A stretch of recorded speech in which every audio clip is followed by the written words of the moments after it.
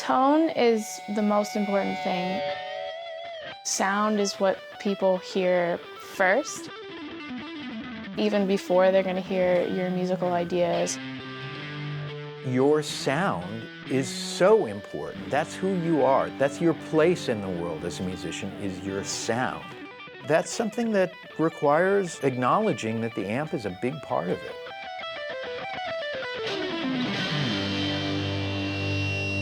Okay, that's an amp, that's an amp. I understand. Is that all I need to know? Now we're talking about a lot of expensive amps today. Amps are so important. It's just as important as the guitar. It's just as exciting, just as relevant, and has much of an overall stamp on your guitar sound.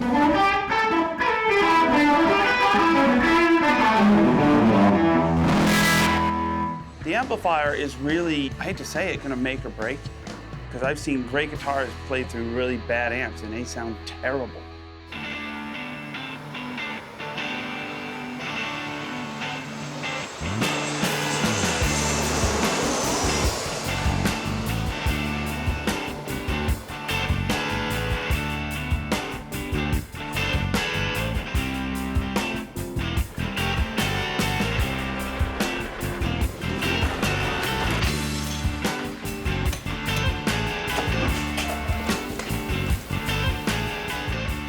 Paul Blade said to me, "Where's your instrument?" And I was sitting there with the guitar.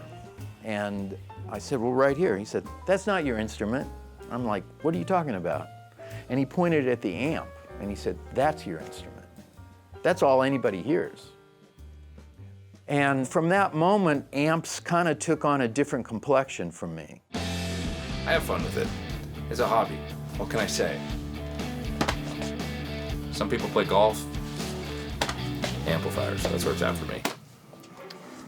I got this. This was my very first amp, Christmas, 1977.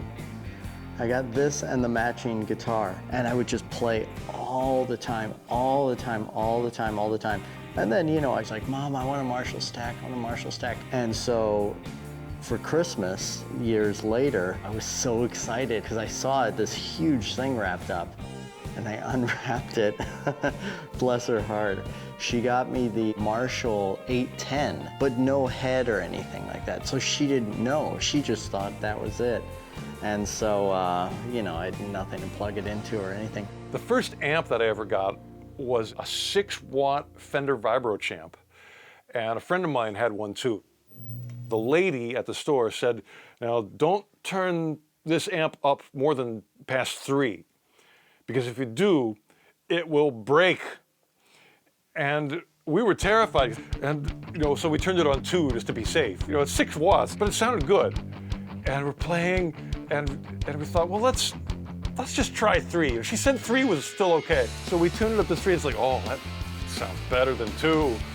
And we're like, should we go, you know, 3.5, 4? Within 15 minutes, we're on 10. It didn't break, but it had some distortion at last. We were on 10 forever after that.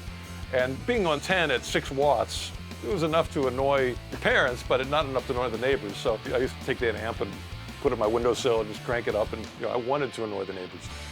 Guitar had come on my radar. It was not just an instrument, but a sort of like the iconic symbol of everything that was about to happen in the world. And these kids said, "Our dad has an electric guitar." And I was like, wow, really? He said, "But you can't see it." And so one day after school, their folks weren't home. It's like, "Let's go look at the guitar." And so they took the guitar out, and it was this beautiful white case. And I just remember them opening it. And it was like Raiders of the Lost Ark or something. I mean, it was just the most incredible thing. And I just remember thinking, like, wow, it's an electric guitar. Like, what do we like plug it into the wall, or, you know, how does that work? What else you got in there? Like a rocket ship? You know, I mean, it really was like that for me at the time. I couldn't afford an amp, so I used to go to Ged's after school, and he had a small amp. It had a tone control and a volume control, and we'd both plug into it, and we'd play Cream and Hendrix and whatever almost every day after school. And every time I plugged into it, it was like, oh my God, this sounds so amazing. So I guess it really depends on your perspective. come on, every band that starts out, whoever's got the amp, they want to ask, well, how many inputs you got? Well, it's got 2. It's like, oh, good, because I don't have an amp, so I can plug into the other side, right?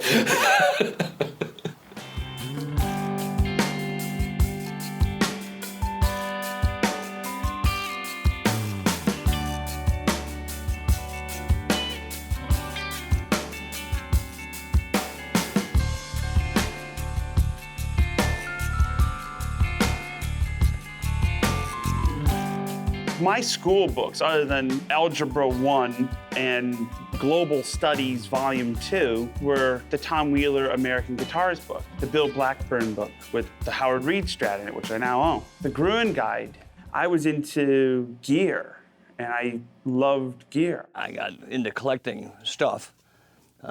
She collected plates, which I had no desire for that, but she also collected coins.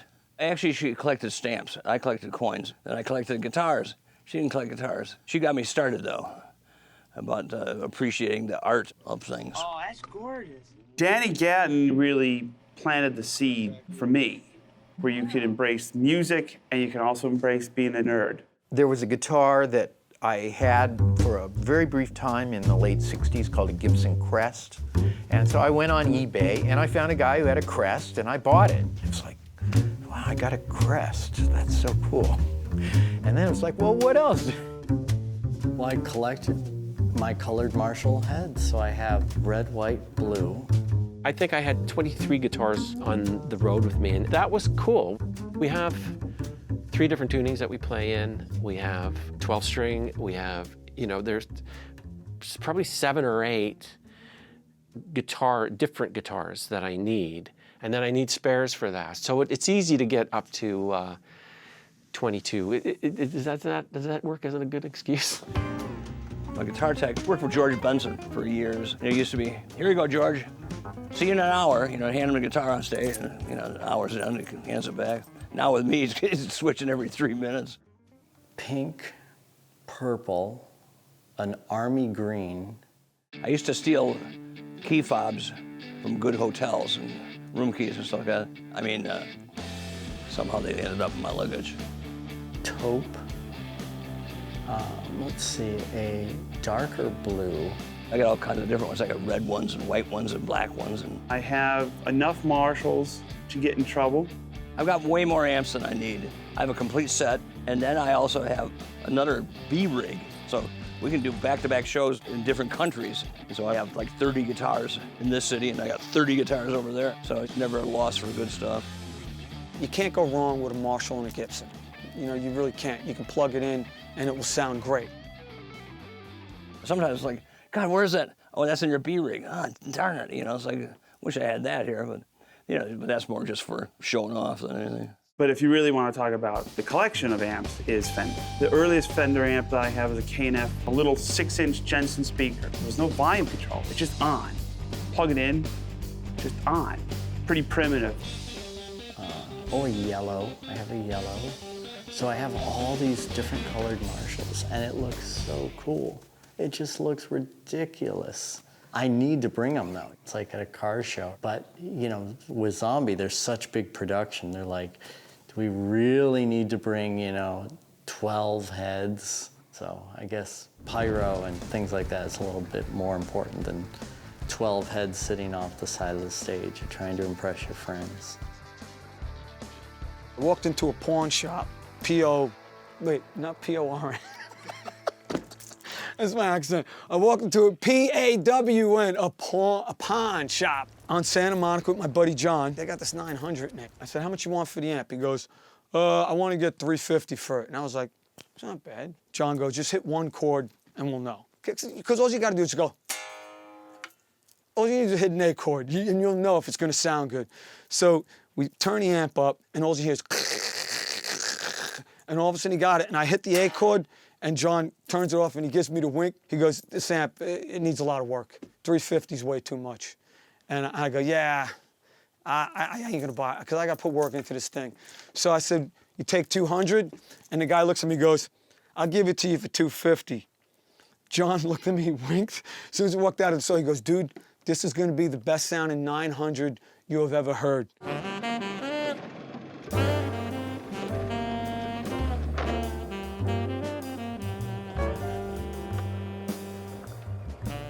Some guy goes and sees people that want to sell accordions. He says, oh, okay, I'll buy that accordion. Any chance you have an amp that went with it? And they go, oh, yeah, we do. So then he finds these amazing amps because accordions have some great amplifiers, whether it's Valveco or Supro. It's a nice trick to be able to go searching for an instrument, but you really just want the amplifier that came with it. All the other kids were using accordion amps because they were loud. So I thought, gee, I'm gonna have to move up and get something bigger, louder to keep up with the accordion amps.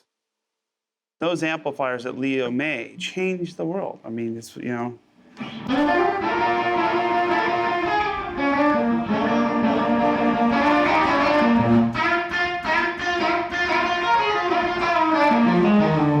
I mean, Chuck Berry came up with the riffs, but the sound that you heard was being amplified by a Fender amp. Joe, now, what if an amp from 2017 came out in 1954? Would you love it as much as your 1954 Harvard or Princeton or something like that? I feel more confident going up there with a newer head than a super old amp, you know, just, but he goes up there with old amps. That sounds amazing. It's a fun, passionate hobby of mine that has now turned into over 50% of my life is spent with collecting. And in some places like Japan, I'm actually known more as a guitar collector than a guitarist. We don't do very well in Japan. I don't know why. Everybody says, go to Japan. They love guitar players over there. I go there, nobody comes. When we started touring, I got all this other stuff, and then because we still couldn't really afford anything, if I got something new, I traded in what I had. I didn't mean to start collecting. I just had one, and then it's like, well, I like that. I don't want to get rid of this. Because back then, people used to trade it in on a new one. It's like, that made no sense to me. It's like I couldn't afford the new one, and why would I want a new one? They're too shiny. Joe Bonamassa, he's doing the same thing. You know, if it was just Rick Nielsen band, he goes and takes all the money that the whole band makes, and he goes out and buys stuff, and then they sit in the back of the bus. Any crumbs? If you can't afford like a vintage Gibson, like an old one, the 90s made some great stuff, like Marshalls in the 90s, because I go on eBay all the time. We're on tour. I'm not looking at porn. I'm fucking looking at eBay at guitars. And my wife was always like, do you have to have another guitar? I wouldn't buy stocks, kids. I'd buy guitars, because at least you know that is gonna go up in money. My music teacher in grade 8 had a Les Paul. It had to be late 50s or maybe 60 Les Paul, and he was selling it for $150, which seemed like, oh my God, you could buy a house for $150. I remember him bringing it to school, and Getty and I both looking at it, and he had the case open. It was all velvety inside, and my case was a cardboard box. And I thought, oh my God, I will never be able to have something like this. When I first got my first 59 Les Paul, some cheeky fellow came up to me and says, you know, every scratch you put on that thing takes $1,000 off the value. And I started thinking about, oh man, I was freaked out, because I'm like, this thing's a lot of money. So I said to myself, well, if I put 165 scratches on it, is it worth nothing? I said, no. And I said, you know what? Rick Nielsen has been playing vintage on stage forever. Every time I have a doubt, I always say, what would Rick do? Take a screwdriver and punch holes through the speakers. As an amp collector, I have just about everything. The only thing I really would like to find is an old Standell. Standell was the original Dumble. He was building stuff for artists that went, you know, these Fender amps are cool, but we're playing these big dance halls, and it's just too distorted. I wanted to get one of those, was it a Dumble? They cost too much money. I mean, what's you know, I got my Fender Deluxes. If it made me play better, I might be interested. But I don't think any of those amps don't make me play any better, so I'm pretty happy with what I got. Is that on everyone's wish list, a Dumble? You know, the Dumble was based upon that Bassman head. Dumble and Ken Fisher, they're legends in the amplifier industry, really. I appreciate that there's a market out there for boutique amps because it's an art. I grew up like being a huge Liberace fan. Part of what I loved about Liberace's Excess was the fact that he did give an outlet for these artists to do these absolutely insane things. Well, I can make you this suit, but it's going to cost $3 million and it's going to weigh like 70 pounds. And he's like, okay, do it. You know, so it's something happened that never would have happened before just because there was a demand for it. Thank you. Some people say, all you do is play too expensive amplifiers. Don't you have any cheap stuff? Well, I bought that amp for $300, so there you go.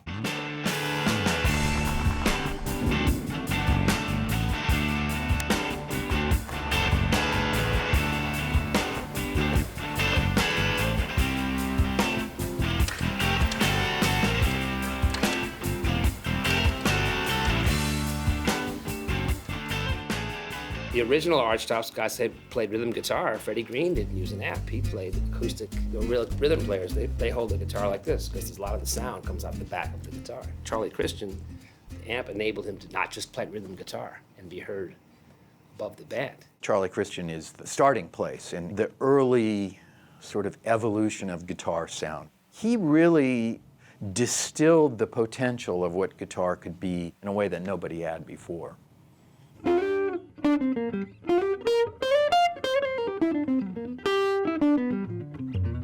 So this is really like the original basic thing. It's a tube amp. There's no tone control or anything like that. That's just the straight sound of the pickup.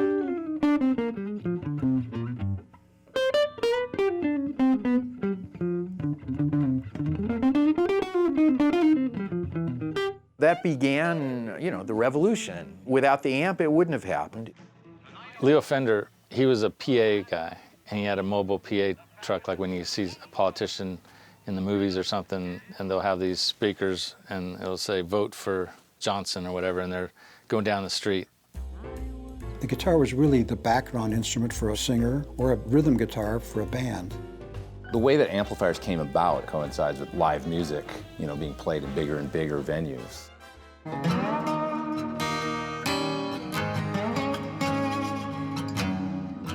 Muddy Waters went to Chicago, and the harmonica player wasn't loud enough in the amplified Chicago scene, so they got a cheap microphone that was a dispatch microphone, so they cut that part off and make it so you could hand hold it.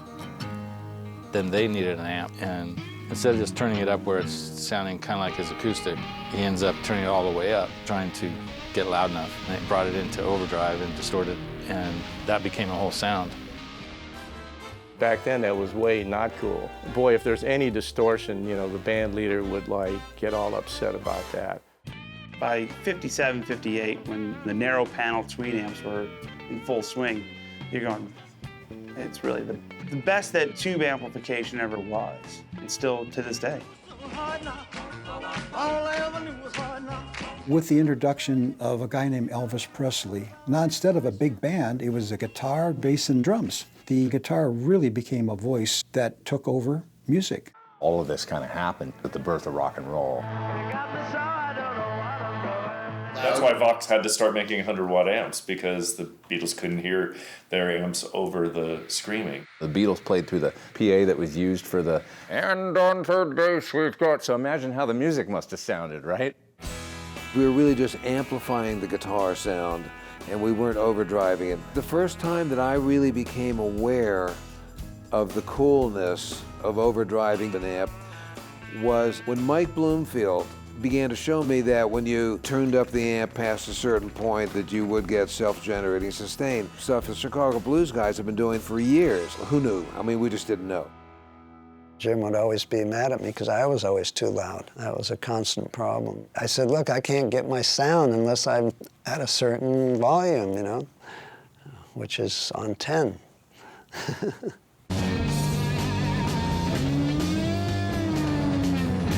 The Who, Jimi Hendrix, those bands demanded the volume. They needed to fill up bigger and bigger places. Pete Townsend originally said, I want speaker cabinets with 8 12-inch speakers in them. The roadies are like, well, we can't carry these things. Like 8 12s in a cabinet's impossible.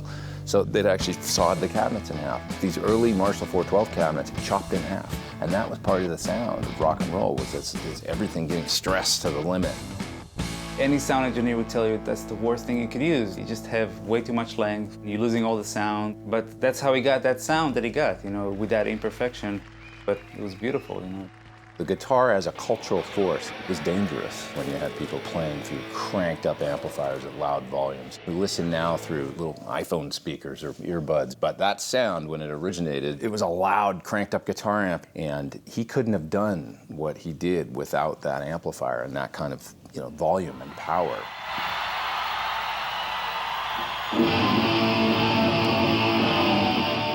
We played with The Who.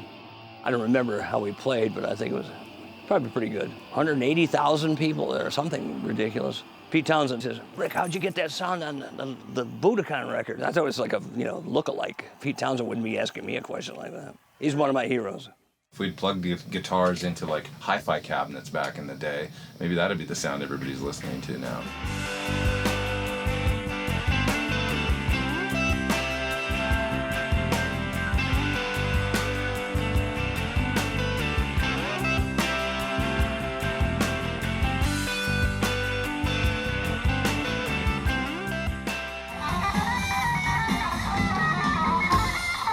Danny Gatton was a friend of mine, a teacher. He was playing a festival in Silver Lake, New York, not to be confused with the hipster Silver Lake and Echo Park in Los Angeles, where a cup of coffee is $7 and it's 7 ounces. You know, like, can I get 3? Anyway, I sat in with Danny Gatton, and I met Clarence Gatemouth Brown. He did compliment my playing, but he said I was fat and white. Danny had 2 Fender amps. He had a Super Reverb and he had a Vibrolux Reverb, straight in, daisy chained. Input 1 of Vibrolux into input 2 of Super. Don't touch them both at the same time because you get electrocuted.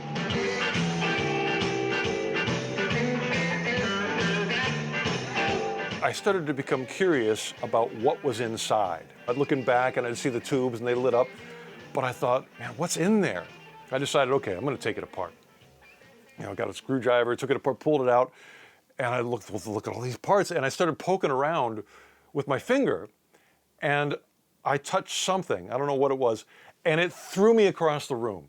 You know, I got this intense electrical shock. I literally flew in the air, landed, and I was, you know, happy to be alive. And the amazing thing was, after that, it seemed like I could play fast. I don't want to recommend this, but all of a sudden, shred works now. Danny had all these like killer like sounds.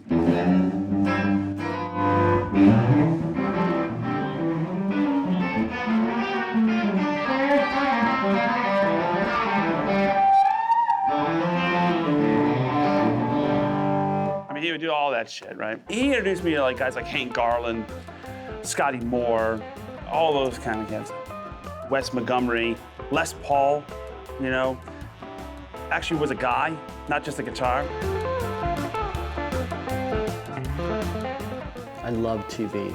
I just worship TV. We were watching Hee Haw. There was this little boy, he was playing the banjo, and I remember someone being so young, being so good at something, and that was really amazing to me. That was the moment that said, I want to play guitar. And that's why I play a Telecaster, because they all played Tellies.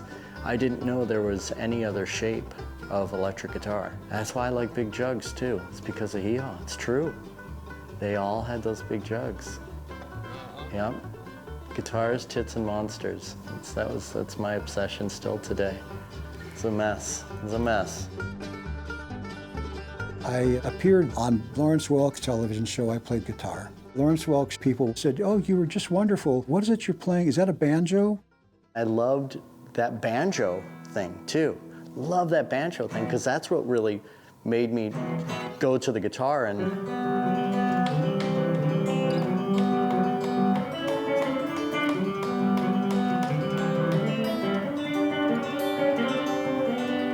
but you don't get too many girls playing banjo.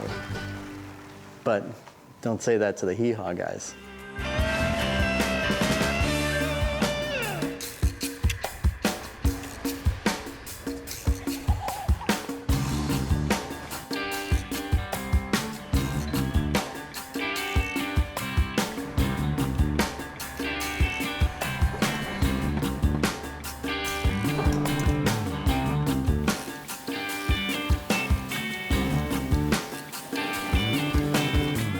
What a lot of people don't know is The amp has to be cranked. Like, you really need the volume to get the tone that you want. You can't put your amp on 2. It's not going to sound good. You had to turn them up to get the amplifier to distort. That was part of it. They did what they had to do to get their tone, because they wanted the amp to get into the zone where those tubes are cooking, you know, and the amplifier's working hard. And it involved volume, and it involved cranking it up, and there was no way to get that thing quiet. That wasn't a part of the equation.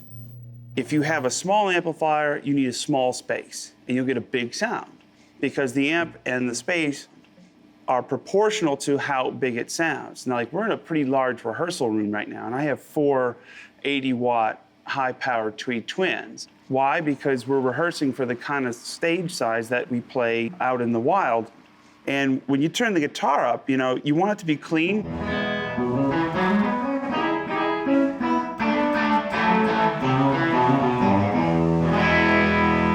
And then when you, this is my overdrive pedal right here, this little black knob. And that doesn't work today.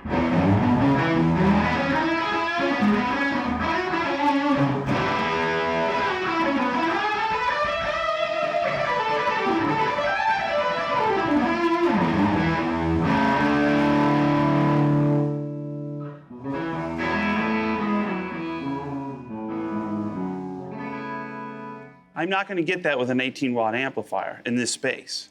Now, if I was in a hotel bathroom or some sort of, you know, little closet, yes. Will this PA be big enough? Because we got 10,000 people. You have a PA that's only good for 5,000 people. What does it matter? Is some of the sound being used up on people's ears? If there's 5,000 pairs of ears versus 10,000 pairs of ears, what's the difference? It's not just the dimensions of the venue, but the amount of people. The more people, the louder you have to be. We've played these massive festivals outside, and just the power, where you just barely brush a string, and it's this just eruption, this massive just force just flying across a field for, like, you know, for miles and miles and miles. And that's like all right there. To experience that fire-breathing tone and how much you've got to control the noise, to control that much volume and that much distortion changes the way that you hold the instrument, because you're holding on for dear life. There was no edge. You know, as soon as it got past 3 or 4, it was that kind of feedback, not the kind you really want. It was the really scary, screaming kind.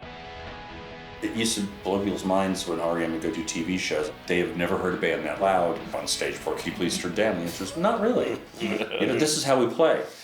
You just forget how loud it is to, like, real humans. I had 4 amplifiers. I had 3 settings. I had loud, louder, loudest. They still had the 2-prong cables, most of them. And luckily, nobody got electrocuted. Messing with 4 at a time, it's like it's a lot of extra electrons that you could be taking in not such a positive way. And I remember, got it all going. It was a little noisier than it is now. I mean, it's kind of noisy now, but it's also 130 dB behind the shield. And I hit like a chord, and it shook the ground. And I was like, holy shit, is this good? We were doing the Ellen show, and she came over to person and said, they want to ask you to turn down. I said, you know, it's rock and roll. Why? And she goes, well, you see that guy over there? It's like half a football field away. You know?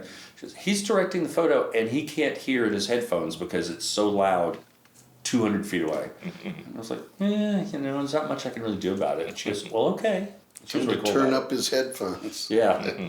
It's not always unanimous throughout the band either, though. You know, drummer, turn it up. Flute, hey, turn that shit down. You know. Frank came to rehearsal, and I remember asking him about my amp tone, and he was sitting in a part of the room where the amp was pointed right at him, and he said, well, it's a little hard for me to gauge because I'm right in the radiation zone. And somebody's always going to be in that zone, and you need to be aware of that person and try to be kind to that person, because there's all kinds of stuff that's being included in your message that you might not intend.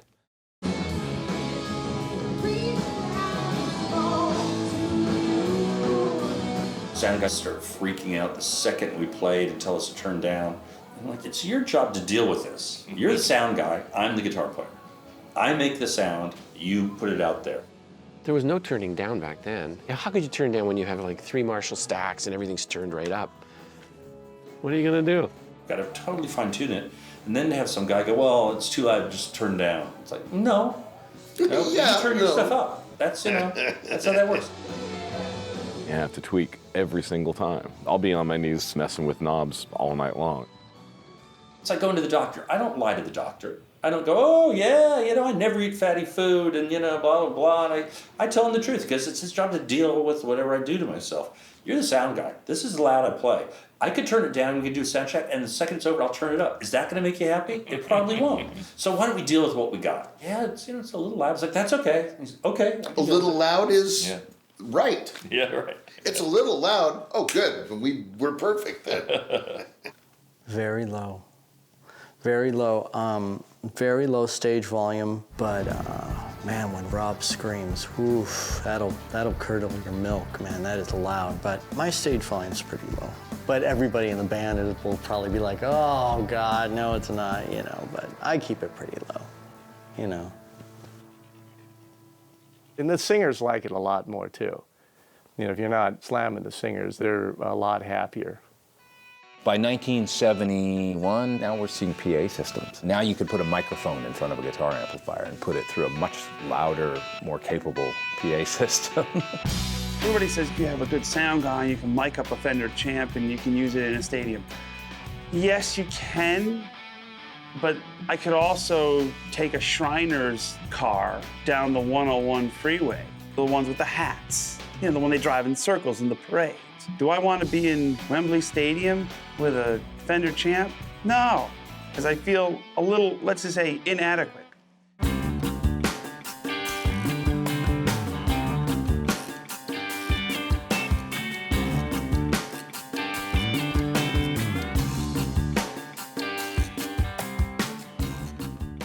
The way a lot of players are getting the tone is a clean amp at a low volume, because everybody wants volume low these days, and then they assemble a pedal board with various pedals on it in order to get their drive tones. I have a fuzz box in case these guys get super excited and just force me to compete in the war of volume. Jimi Hendrix really brought in that Marshall sound, with the feedback and all the distortion and woo, woo, woo, woo, all the dive bombs and the sustain. It was hard to get without using pedals. You had to learn how to do it with your hands. I got rid of the pedal board. I have these nice old guitars, and it didn't matter if I plugged in a Fender Esquire or a Flying V, and it all sounded the same. And when I started just going straight into the amp, all the guitars sounded like they were supposed to. And now we use two pedals with batteries. I know the environmentalists are gonna pick at my shows now. Oh, he uses batteries. Yes, but we also cook Condor egg omelets for breakfast. No, they're two batteries. Anyway, there's no pedal board. There's no pedal power. I don't have to worry about all that. I don't even have to worry if the pedals are out at all. I just need this cable, And it's been liberating. And just let the amps do the work. I was not great in school, and they would ask me a question, and I wouldn't know the answer, and I was like, I felt terrible, and that's how I wanted to make sure I was never like that with music. If there was an amp, I knew I could just plug in and play. I didn't need a pedal, I didn't need anything. I could just plug into an amp and play, and that was what was important to me. One girl, this changed my life. There was one girl in the bathroom at a Fanny concert had said, "Did you see that girl guitar player? All she did was step on a box and her guitar made noise." And I thought, oh my God, I'm never going to use a box. And just plugged straight into the amp and made it work. The way I set the amp up gave me what I needed. Your ear kind of gets used to it when you're playing a really good solid-state amp. Your ear is kind of like, yeah, this actually feels good. But then as soon as you plug it into an amazing tube amp, it's like, oh, wait a minute. They have a shimmer on top, so it's, you really hear like the detail in the sound, and the sustain is beautiful. Like you hear even the clicks of the pick. I love that, If anything I like for a solid state more would be a piezo sound. It makes more of a difference between those two pickups. But yeah, this is what this sounds like. You see, it's like more like a... So it's a little bit more acoustic-y.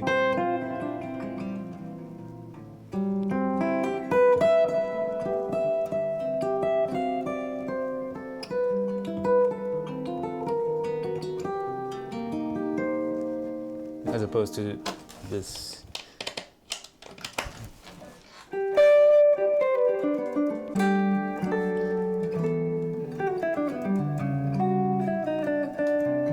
I'm praying that they'll bring it to a point where solid state can sound as good and feel as good as tube. Just be easier to carry to the gig.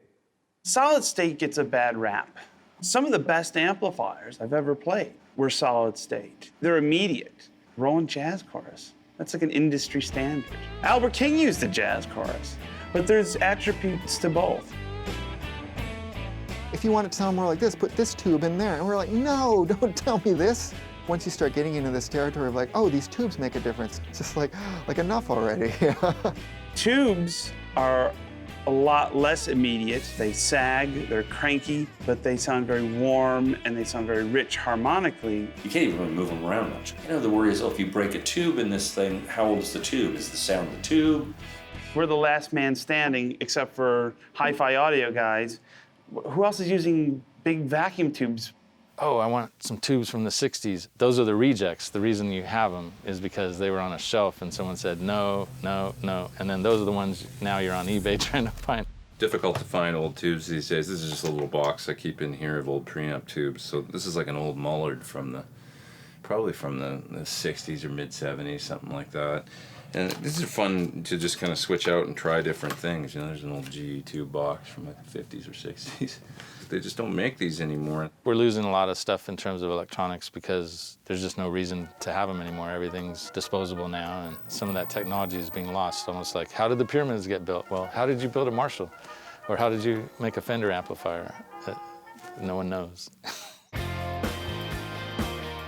The struggles with new amplifications, the quality of the tubes. I use new tubes because I'm not going to go down the rabbit hole of new old stock this, and I might as well sniff the tongue sole before sniffing the Chateau Lafite. You know, it's like such bullshit, right? Especially at 130 dB. There was this real personality. There was a difference between the American-made stuff and the British-made stuff. You couldn't get the stuff in the UK in the 50s and 60s, so they had to come up with their own amps. They were working out of necessity, and they came up with these amazing, iconic designs. And I always thought, I want to have something a little different. But when it came right down to it, the Marshall was the amp. And I think probably seeing Led Zeppelin in 1969 and seeing Page there with his stacks of Marshalls, that cemented it. I had to have a Marshall. That didn't come for a while, but eventually it did.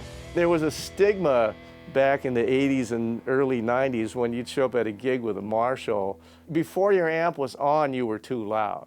I feel funny if I plug into an amp that's super powerful. I like to hear acoustic properties in instruments. Because drums are acoustic, it's still about the person's touch. A guitar that vibrates, you can feel it vibrating against your chest. It's a different thing than playing loud enough that the amplifier makes everybody's, teeth move. Like a car, it's all about the engine. Yeah, but you got to steer too, and you have to stop sometimes. Like speed, like some people like to go fast. Like some people, no, this is fast enough for me. I'll leave earlier so I get there on time. This is a sports car, so you have to control it, and it's different. So when you take the curves, it's just like the feel. Give me something that hauls ass. We never touched the brakes. And this was an old Van Halen trick. They would go over Laurel Canyon or Coldwater Canyon, and instead of hitting the brakes, you would scream.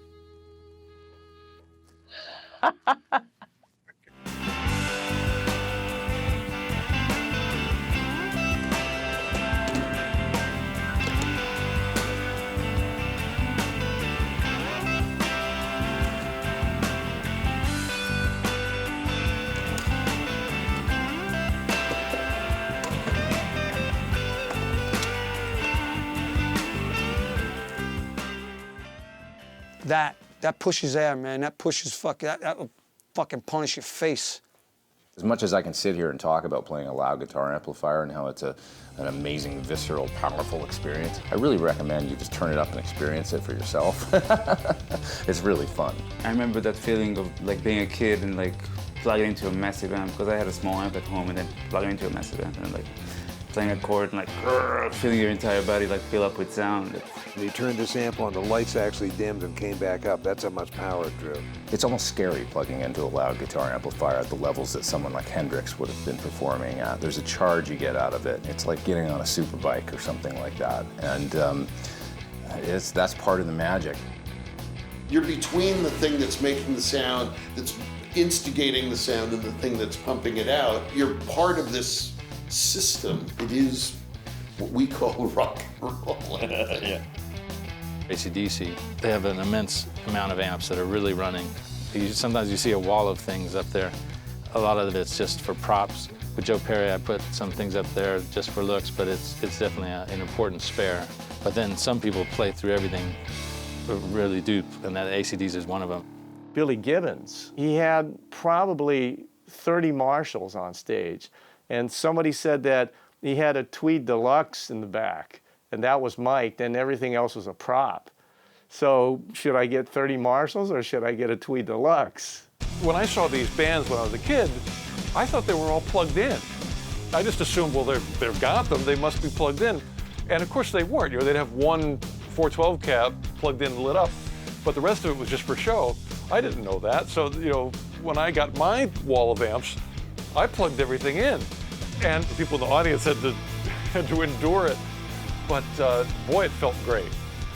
If you go see Judas Priest, all of a sudden they don't have their wall of Marshalls. I bet you a big percentage of their crowd is gonna go like, hey, wait a minute, where's all those Marshalls, including myself.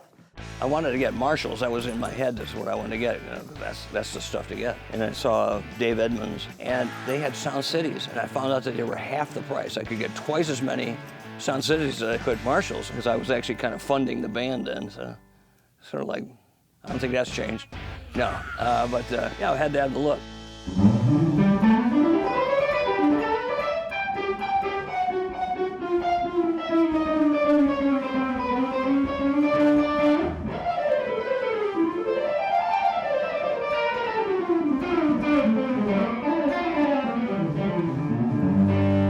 How many did you set up at Hollywood Bowl in '68? 52. How many did you get to use? One. One each. Yeah, we didn't realize there was a dB limit at the Hollywood Bowl, so. If you used all 52, how are you ever going to hear Jim? We didn't care about that. I was going to use like 10. We had 52 on stage. Just before we were about to go on, this guy comes up and says, oh, by the way, can't go over 100 dB at the Hollywood Bowl. So I ended up using one of the amps turned up to 2. Jimmy Page, I've seen walls of Marshalls in the live setting, but amp sounds that we think of as being absolutely humongous were small amps in the studio, like under 15 watts. They use these little amps. They're not using big stuff like that to get the Page sound and all those old Cat sound. You got to dig deep and find that tone, My trunk of my car will have 15 amps about this big, 5-inch speakers. I've got things that people made me that are like 3-inch speakers, and just every song I'll kind of go, okay, this needs to have this kind of tone, and try to find it through one of my little things. Of course, when you're recording, you have lots of amps at your disposal usually. If I was going to do a session, I would bring everything. We basically set up from one wall all across the studio.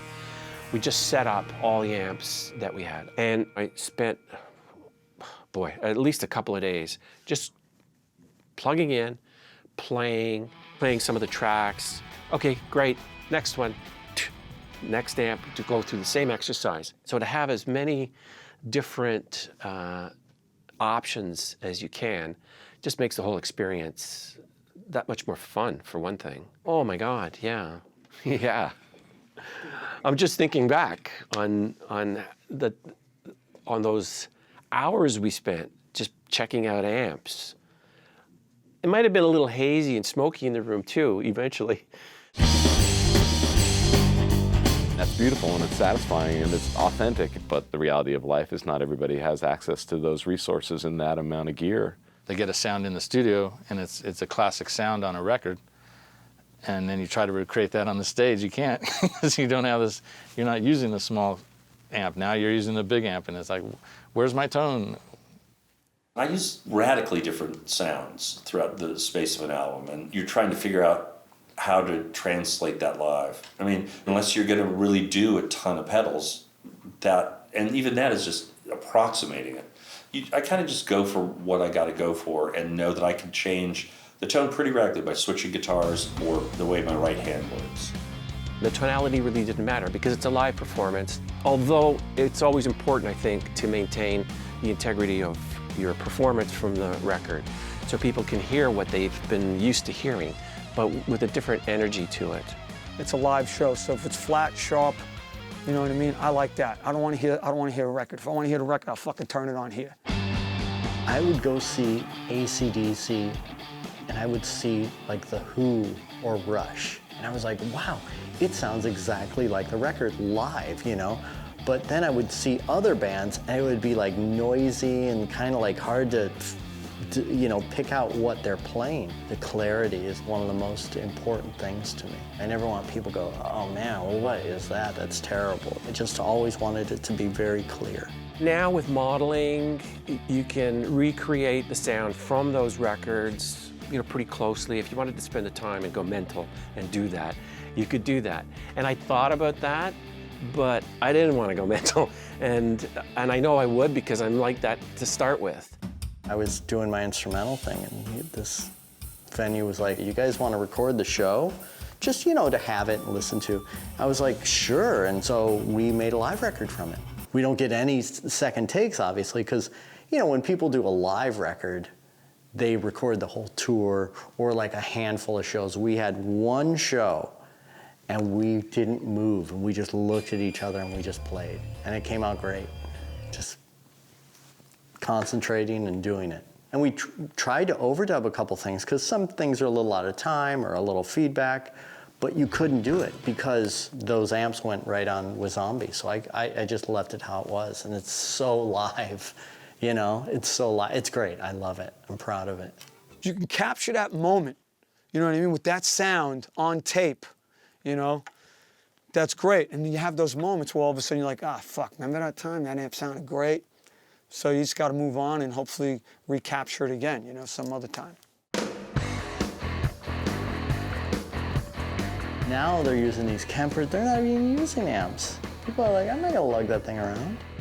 The Kemper can actually kind of suck out the tone of your tube amp and store it inside. And your tube amp will still be okay. It will recreate the sound of your tube amp, the character of it, the way it reacts to the guitar. It's convenience. You could dial it up and get a sound, you know what I mean, in a second. That's better than what someone can get in the studio if they don't have great amps and great miking technique and great board and everything.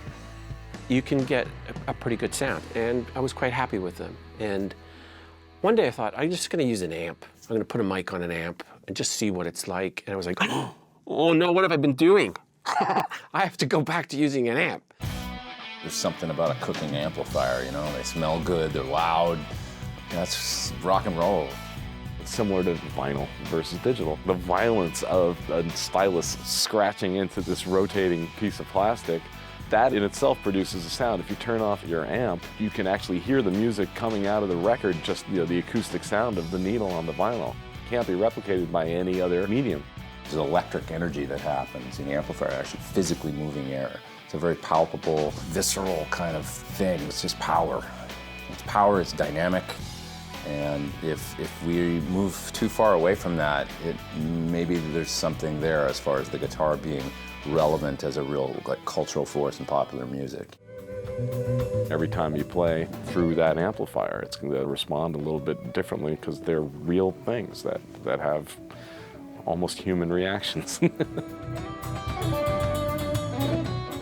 You can sit and play without an amp, and it has a really cool kind of sound. I'm sure that at some point on some record, we actually mic'd it that way, of me playing acoustically on that guitar, and just the sound of it, the sound of the pick going across the strings and all of that. And I know we did that. I just can't remember exactly where we did that. I started by playing an electric guitar unplugged. I want a really nice sounding, you get some sustain, you know, everything rings true. That's really inspiring. So that when you get to put it into the amp, you know, you've got this kind of complete thing. Just mic up the guitar, you just get a lot of highs. The amp gives the sound body.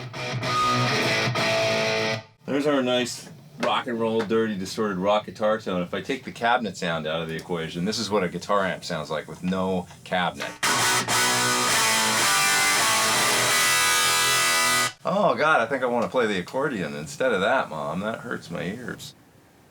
I want to use an amp. I don't want a blow-up doll. I want the real thing, you know. I want an amp.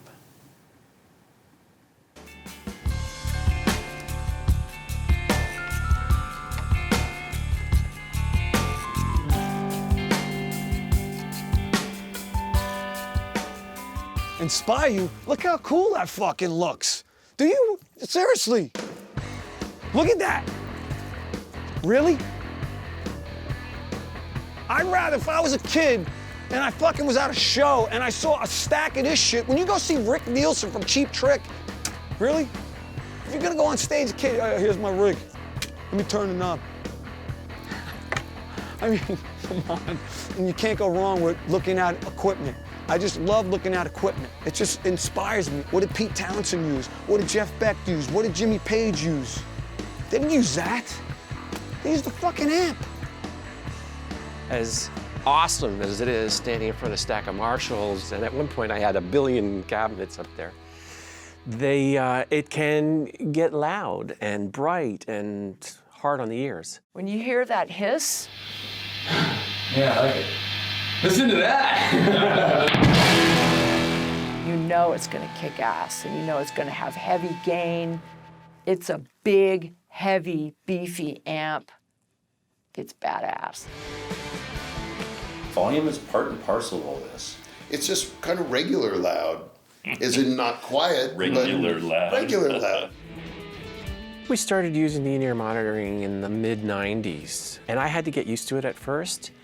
You know, after so many years of playing with monitors, wedges, and the side fills, even if it was a compromise, if you want to move around the stage, you know, you go through little pockets where suddenly the drums are loud, and then suddenly the bass is loud if you go too far over that way. It was still exciting because the crowd, you heard the crowd. And one night we were in Madison Square Garden, and I couldn't hear anything for the first 3 sounds. The crowd was just so loud, the cheering, the screaming, the yelling. I had to back up right to Neil's kit, just to keep the tempo.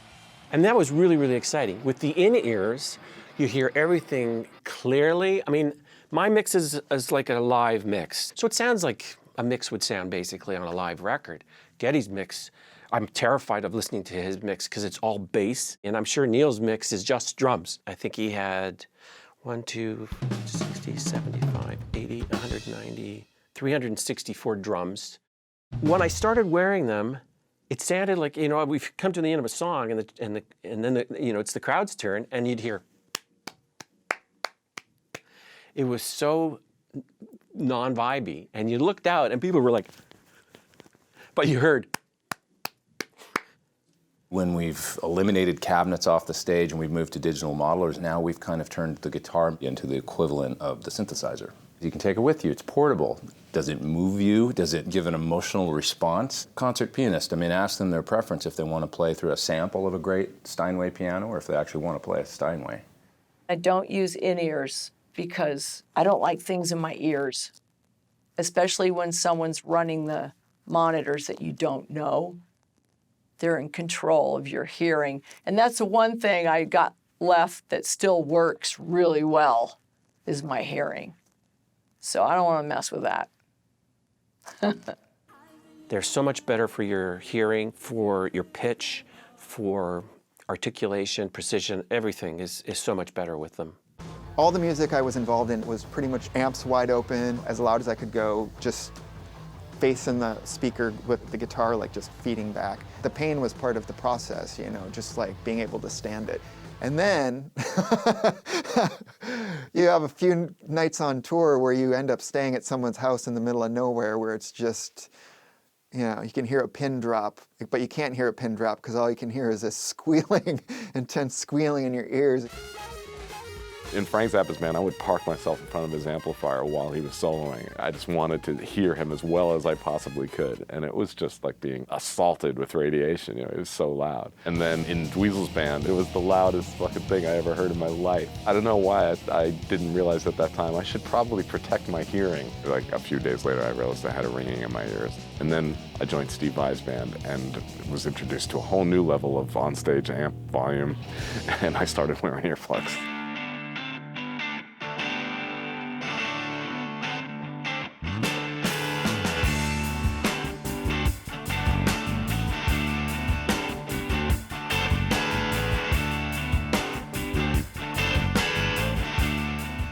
I think with hearing loss, that came from everything. I've been a passionate musician since I was 9 years old, playing music, listening to music, having it cranked up in the car, having my own home studio and sitting there for hours on end trying to get the best tone. It's just sort of been nonstop sound into my ears.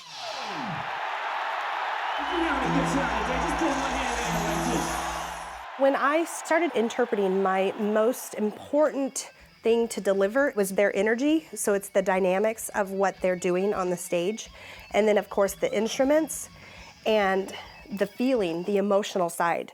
That emotional connection that we have to music, I want to make sure that that's being delivered to their deaf fans. With the Red Hot Chili Peppers, with Anthony, I was really channeling him, and all of his energy was coming through me to the deaf community. That's what my role is. For talking to people, that's when it gets rough. And so I have hearing aids and I crank those up. So I'm kind of an 85-year-old guy when it comes to having a conversation with someone. But as a guitar player, I still feel like I'm 8 years old and living the dream. If you are a hearing person, you just go and buy a ticket and you just go to the concert, right? But what happens if you bought a ticket and you asked for interpreter services? And they said, oh, I'm sorry, we're not gonna provide. Why don't you just bring a friend? Do your kids sign? Oh, I'm sorry, we don't provide that. It's shocking that the venues are denying that access to that artist. If the musicians knew, they would not accept it. There's a whole community of people that want to attend your shows and they will buy the tickets. If they could budget 200 tickets, their whole tour, that's all they would need to budget. 200 tickets equals access for all deaf people? Why is this not happening? Chance the Rapper has hired 2 interpreters to go on tour with him. That's groundbreaking. He wanted to learn his last song and sign, and it hit home for a lot of the deaf people. It's just awesome to see that connection when the artist will come over and sign thank you, because they're saying thank you to their hearing fans the whole time. Thank you, thank you, thank you, thank you. But then when they come over and they're using their language and they're signing thank you, and then they know that they're appreciated too.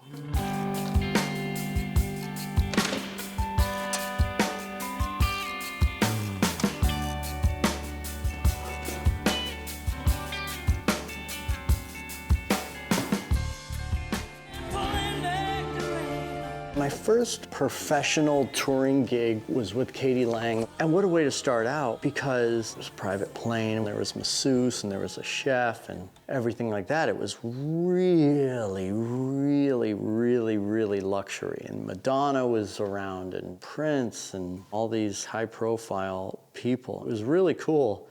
I was fortunate enough to get a call from photographer Ross Halfman. We were doing this Classic Rock Awards, playing with Jeff Beck. And we were doing Beck's Bolero, and I couldn't hear this one chord. I just was like, you know, I was hoping no one would hear it. So of course, Jimmy Page pulls me over and he says, listen, mate, you're playing the wrong chord over there. And I go, what chord is Mr. Page? He goes, listen, it's like a something seventh or whatever. And I'm like, I don't know what that is. He looks at me and goes, well, you don't, I was like, no. I was like, dude, I play by the dots. I go, all right, this dot here, this dot here, this dot here. So he started laughing and he goes, all right, I'll show it to you. And it was this chord right here. It was like, And I went, that's the chord? And he's like, yeah, because when Jeff comes in, he's gonna pick that out right away, and he's not gonna be happy. And I went, thank you. Dean, DeLeo, and Robert, and Blake come over, they go, what'd he say to you? What'd he say to you? I go, motherfucker, Dean, it's the wrong chord you told me to play. And Dean was like, dude, that's pretty cool that Jimmy Page told you how to play the right chord. After Katie Lang, I went to Marilyn Manson. Manson was really big at the time, but I was like, you guys don't have your own masseuse or your own chef? You have your own plane though, obviously, right? And I was like, oh, wow. And this was the time when Manson slept right across from me. You know, he didn't have his own bus. Boy, we're going from dark to light in that one, man. Whew. I think the craziest thing that happened in Katie Lang is we just stayed up late. So then Jeff Beck just so happened to say, play Beck's Bolero. And I was like going, cool, I got this one. And I stopped playing it, I go, and all of a sudden I just feel this on the hand of the neck of my guitar. Jeff Beck looks at me, goes, and I'm like, fuck. He goes, don't choke the chords, mate.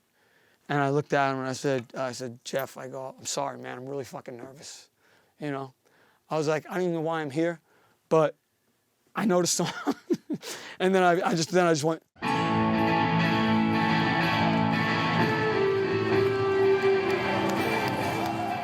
One arm you got your guitar, the other arm you got your amplifier. I'll always practice with an amplifier. Always. Because when I was a kid, I didn't. And when I plugged in, it didn't sound good. And I was like, oh. So I always will play with an amp. I'll never just sit on the couch with no amp and play. Never. I'll always have an amp, and it drives everybody mental. Mental! I feel so bad for them. The feeling of just playing with an amp like this, like in a room this quiet where I might be practicing volume, isn't the same as playing through the amp and, okay, I gotta turn it up to 4 or 5, you know, because I wouldn't practice that loud. I wouldn't. But that's how loud I play. If I'm performing, like I'm getting ready for a tour, or maybe I'm gonna go do an audition, I like to actually rent a rehearsal facility and go down with my full rig and set it all up and play with the music loud through the PA and play standing up and get into it. It's a different experience, and you have to practice that way. You know, you can't just practice sitting in a chair and then all of a sudden you gotta go into a room and perform. You gotta practice loud in order to be able to play through that beast and control it. You just wear earplugs. Very first time I was in rehearsals, and everyone's learning their new parts. And I learned the little keyboard parts, because Pogo was trying to figure them out. And he was so mad at me playing his keyboard parts. And I was like, oh, you know, I didn't know which parts to play. You know, I'm like the new guy. And Manson and Pogo got in the biggest argument I've ever seen two people get into still this day. They were screaming at each other, like screaming at each other, and I just thought, oh, I'll never even get to play a song with these guys. This band is over, you know, but it worked out. The worst thing you can do with a guitar is hit it too hard. The worst thing you can do with an amplifier is hit it too hard. I let the equipment do the work.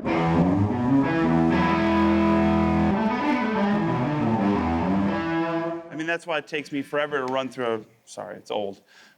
It's from '58, you'd be cranky too, come on. I learned long ago that if you just ease back on the intensity, even though you're playing intensely, that the sound just blooms. It's not like a typewriter where you got the W key, whether you hit it gently or whether you pound on it, the same W is going to appear on your screen.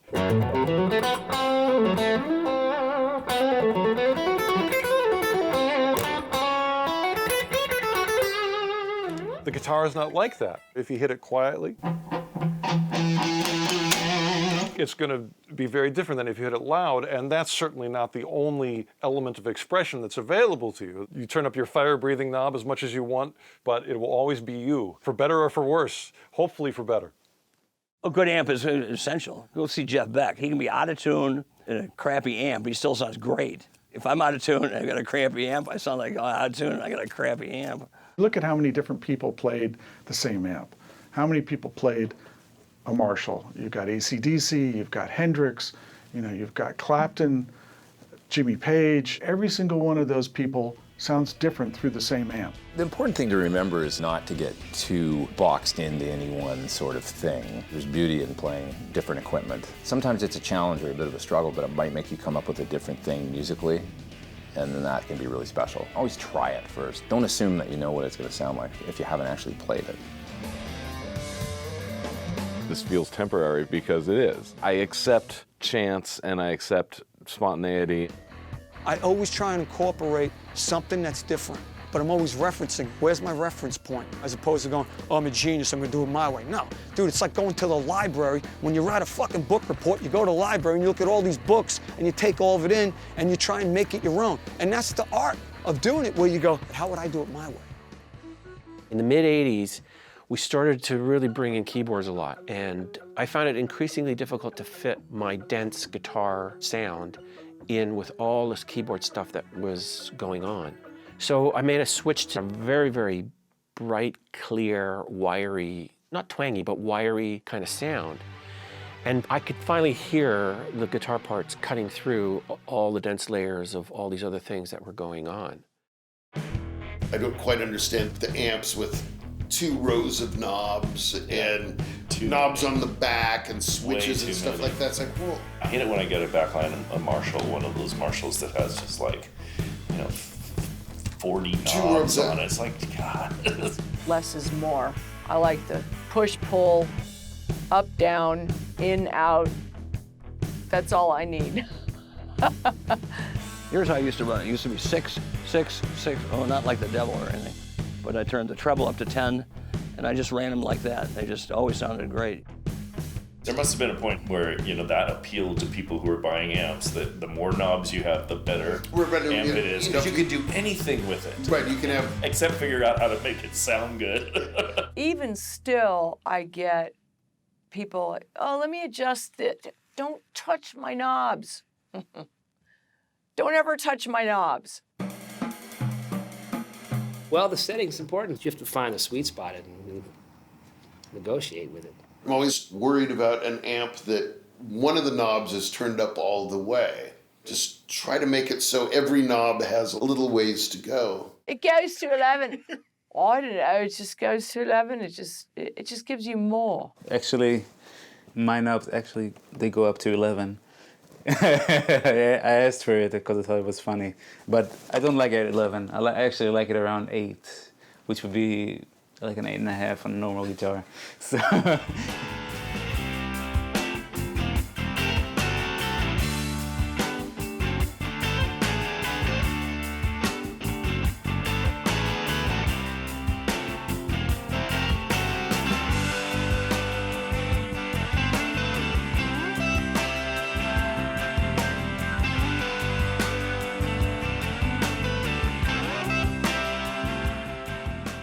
When we first started touring with the Jefferson Airplane, we used to fly our gear. We didn't have all these road cases and stuff that they have today. We just put slip covers on our amps and checked them through the luggage. We'd rush to the carousel and try to catch them before they came crashing down the carousel. Since I was the new guy, my things always got trashed. So if something wasn't working, Manson would pick up my head, he'd throw it off the stage and it would just smash, and he did this probably 20, 30 times, and the show would be over, so we would hide the head so he couldn't find it to smash it. So then there was this metal grill from these semis, and Manson would just try to smash the speakers, and he would tire himself out, and it wouldn't even dent. So one time it cut his knee, and his knee is gaping, and he's getting it stitched up, and that's from that grill. That's how you make amps still work in a hurricane or an earthquake or something like that. My connection to amps was always troubled. I could never find one I liked until I got a Standell amp. And that amp to this day is the best amp I've got. Unfortunately, it's very difficult to keep it working. I would have brought it here, but it's too fragile.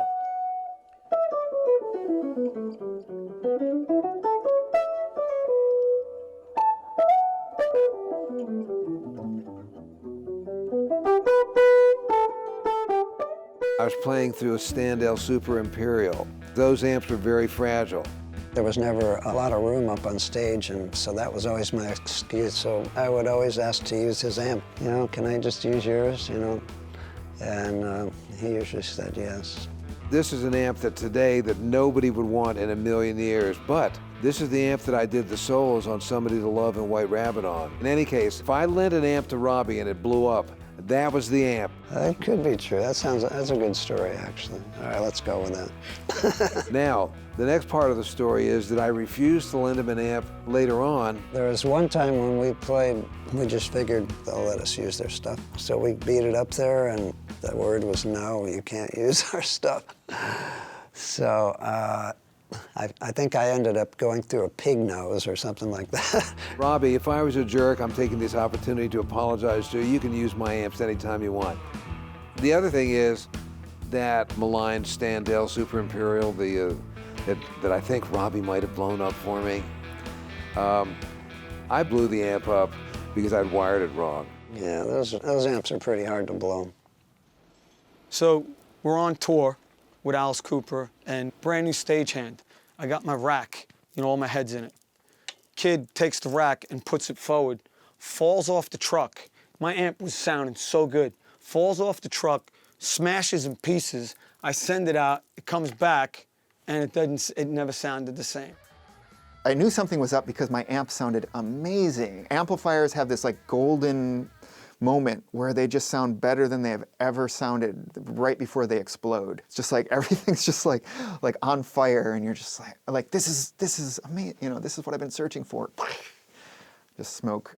Trainers, they were way less expensive than a Marshall or a Fender, but they were good sounding amps. They were good workhorse amps. You could smash them around and drop them, and they'd still work. You know, and we should keep that. I was playing at the Hollywood Bowl. I had 2 songs to play. One was on acoustic, and one was on electric. And then I hit the standby switch, and it goes, bzz, and a little puff of smoke comes out.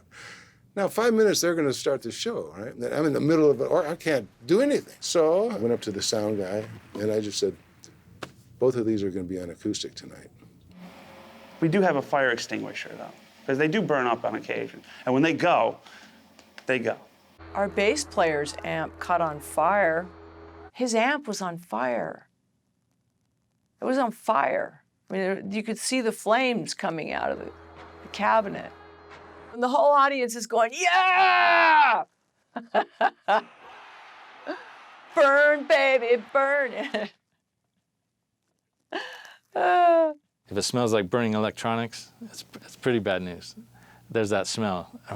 My nose like, burning electronics, and you know, someone might not even know it's their stuff. I've owned some amps that it's happened to. I mean, like, it's like the tweed's all burnt in the back. You're like, wow, that was a catastrophic event. But never trust a light amp. Imagine how good it's gonna sound and how easy it is to carry in. Don't trust it. It's gotta be heavy. If it's got a little itty bitty transformer, it's gonna sound just like the transformer, little bitty. And goddamn, like a real Fender Twin weighs it's like a car. It weighs it's so heavy. You know, I can't believe how heavy those things are. No one wants to lug gear anymore. It's easy to fucking go, hey, let me take my amp with me. Throw it in the fucking front seat of your car. Remember the days when you were a fucking kid and you got 400 fucking pound Marshall stack and like a Ford Pinto?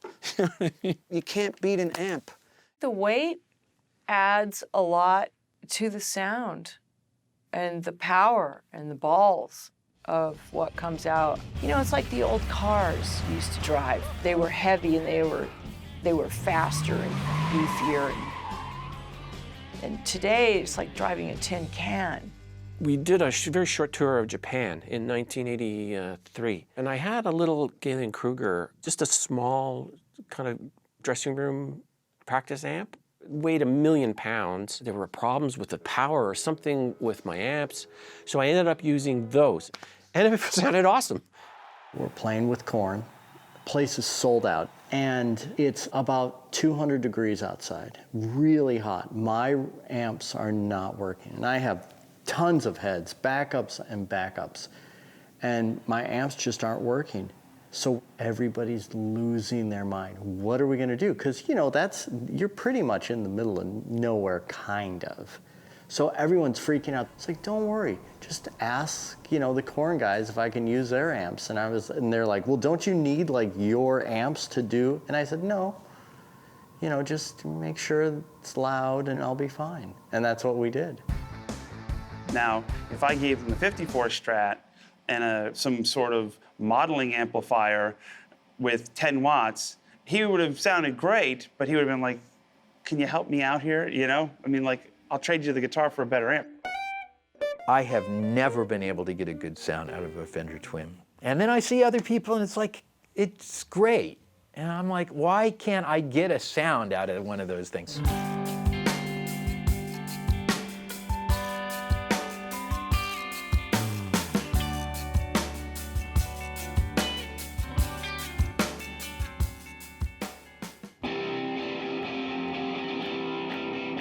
I just like an amp that is really reliable and that you can plug in a Les Paul or a Tele and it's going to sound good immediately.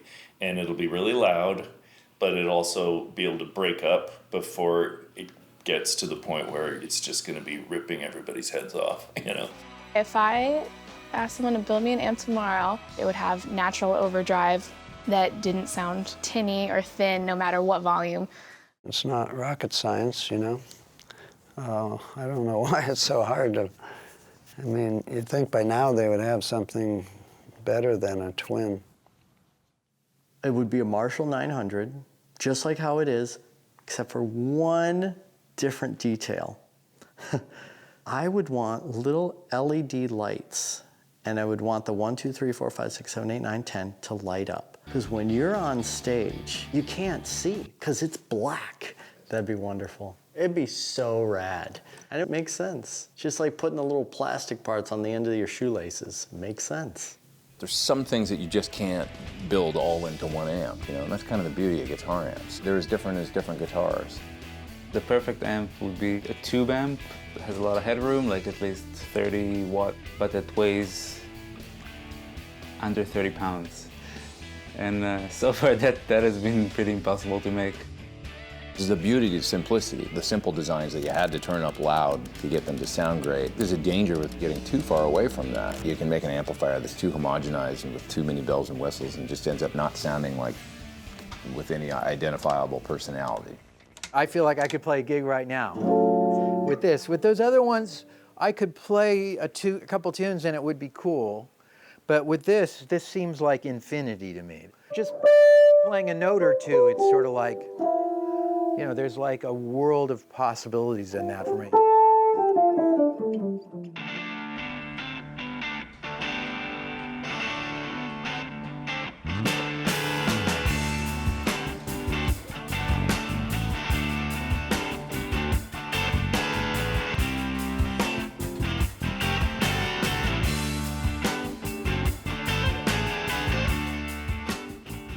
I think the future of amps is moving towards the Kempers and the Fractals, but amps will never be replaced. People like feeling the air moving behind them and they like seeing them. Nowadays, the amp is so far beyond what it was in 1950 or 1955. I'm gonna get crucified for this, but like people are like, oh yeah, the Fender, Harvard or the, Princeton and all that stuff. They sound great, but the new amps, they sound awesome too. And I think if they had, an amp from 2017 that did all this stuff back in 1950, people would lose their mind. Plug into a straight out of the box Fender Tweed Deluxe reissue. Better than the originals. They did a great job on that amp. You'd be hard-pressed to find a Tweed Deluxe from the 50s that sounded that good. Eric Clapton using that Marshall, that was a new amp. But I think people talk about these old amps because they're maybe old and they grew up with them and stuff, but I don't know, man. New amps sound pretty fucking good to me. Music is driving the direction of the equipment, but that's going to cycle back. It's hard to get rock and roll out of our system. What would you do without a loud amp and a guitar? It is really like a golden age of guitar gear. It used to be more difficult. It was just a few manufacturers. You had your Fenders and your Voxes and your Marshalls, and those were the big three. And now it's just a smorgasbord of amplifiers out there. Fender still builds his guitar, like 60 some odd years later. Imagine if Chevy was building the same car. The original, you know, I mean, it's like, it's the only industry in which the industry standards were created. The Les Paul was created in 52, Tweed Twin was 58, and that's it. Done. These are the Stradivariuses of a modern time. They got it right the first time. Today, the players are so fortunate because they have wonderful opportunities to get great sounds. In my day, I have to invent it. We have more at our disposal than ever before, but why aren't people's tones more unique? And why isn't the guitar more at the forefront? Yeah, I'll get one. I'll get that, and I'll get the light-up Marshall. Yeah, and the Kemper beat bender, and a light-up Marshall, and a blow-up doll.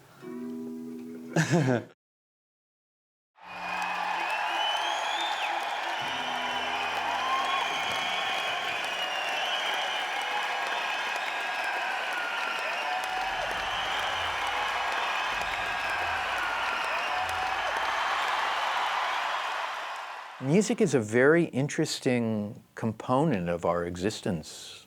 You know, you can't see it, you can't smell it, you can't touch it, but it's this thing that pervades our lives in a kind of mysterious way. It gives you a kind of awareness and sensitivity to all kinds of other things. There's nothing like having an amp and being able to turn it up. You just want to sit in your room, and I fucking got that thing on like 8. And I'm just blasting away up here thinking I'm fucking at like Madison Square Garden. And it's fun because it's like, you know, you can sit here, you crank it up, and you just look at it, and I just love the way just looking at Marshalls and, you know, whatever you're playing, the amplifier can never be replaced. It really can't, you know. As much as this is convenient, and I think this is a brilliant piece of gear, I really do, you know, but you can never replace that. It's tough to get away from those glowing bottles. They just do something magic. If you found a sound you like, it can be part of your personality. If you find a sound you don't like, it's the other guy's personality. An amplifier is like a buddy with a big mouth who listens to what you say and screams it to the world. Like a good instrument, it's telling you, don't waste me. I got you. Try anything. What do you have? Can you think of clear thoughts? Because it's not just this, you and the guitar and a 5-foot radius that it can project.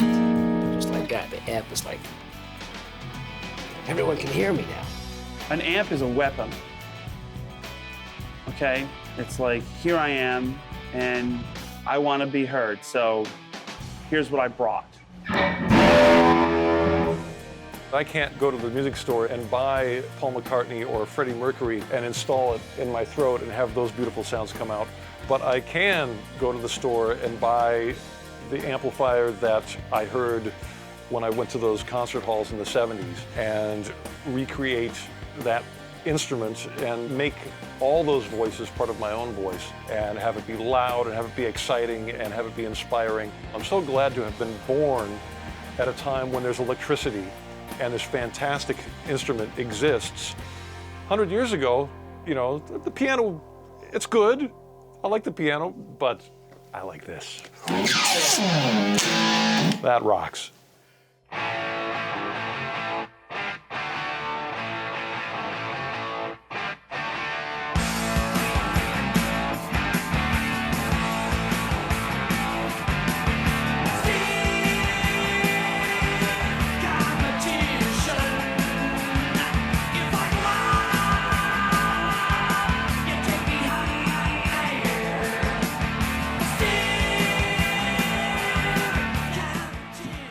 By the way, who else is using these?